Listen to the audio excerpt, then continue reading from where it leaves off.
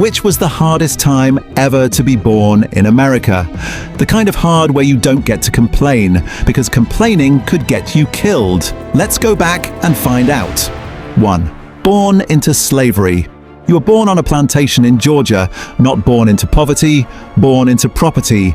The state you live in, the country your ancestors never chose to come to, has already decided, before you take your first breath, that you are worth a dollar amount. Not a metaphor, an actual number written in a ledger next to your mother's name. You don't go to school. It's illegal to teach you to read. Get caught with a book, and it's not detention. It's the whip. Your labor starts before you're old enough to understand what labor is. Sun up to sundown 6 days a week, in fields you will never own a single acre of, growing cotton that will make other men rich 3 generations deep. Your family is not safe, not from disease, not from hunger, and not from the auction block. Your mother could be sold to Mississippi on a Tuesday and you'd never see her again. Not because she did something wrong, because someone needed cash. There is no 911. There is no lawyer. There is no vote, no ballot, no petition, no protest that anyone in power has to listen to. Your body belongs to a man who calls himself your master, and the entire legal system of the United States backs him up. 10 out of 10. Nobody's arguing with that one. It's the floor. 2. Born around 1843, the Civil War generation. Now let's say you dodge that. You're born free, white or black, somewhere in the 1840s. Congratulations, you just bought a front row seat to the bloodiest war in American history. You turn 18 right as the country tears itself in half. If you're a young man in the North or South, you don't get asked if you want to fight. The draft finds you, and if you're rich enough, there's a legal loophole. Pay $300, about a year's wages for a working man, and someone else goes and dies in your place. If you don't have $300, you go. You march for days on rations that would make a modern prisoner complain. Dysentery kills more soldiers than bullets do. Battlefield medicine means a surgeon with a bone saw and no anesthesia beyond a shot of whiskey and a leather strap between your teeth. Antietam, one single day, leaves over 22,000 men dead, wounded, or missing.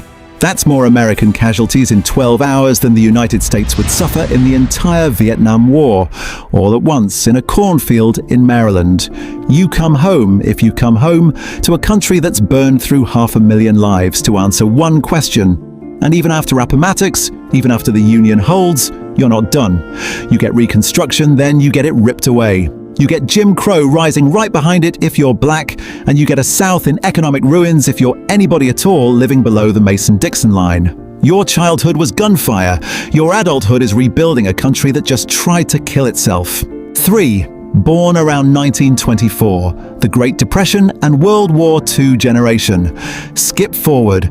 You're born in 1924. You get about 5 good years before the bottom falls out. The stock market collapses, and by the time you're a teenager, 1 in 4 American workers has no job at all. Not underemployed, no job.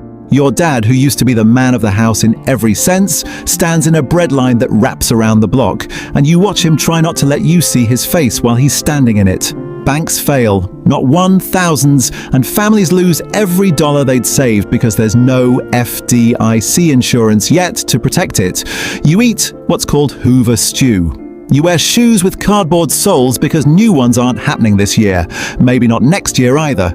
You finally claw out of the depression as a young adult, ready to build a life. And then Pearl Harbor happens on a Sunday morning in December 1941, and the entire country reroutes your future overnight. If you're a young man, you're getting a draft card. Normandy, Iwo Jima, the Battle of the Bulge fought in snow so cold that frostbite took as many limbs as German shells did. Over 400,000 Americans from your generation don't come home from that war at all. If you're a woman, you're in the factories now, building planes and tanks, because the men who used to hold those jobs are in foxholes in France. If you're Japanese American, it doesn't matter if you were born in California and never left. You and your family get loaded onto trains and put behind barbed wire in the desert. No trial, no charges, just an executive order. You are the generation that survives the worst economic collapse in American history and the deadliest war in human history, back to back, no break in between. So, which one wins? Here's the honest answer. They're not really competing on the same scale, and it doesn't feel right to rank human suffering like a leaderboard. Slavery sits alone, because it wasn't a crisis that eventually ended for the people living through it. It was a permanent, legal condition with no vote and no exit. The 1843 generation lost their bodies to a war they didn't start. The 1924 generation lost their safety net and then their friends, one after another, an ocean away. What connects all three isn't the specific horror. It's this: none of them got to choose the moment they were born into, and none of them got a say in what it demanded from them. That's the part worth sitting with the next time this year feels unbearable. It probably is hard, it's just very unlikely to be the hardest.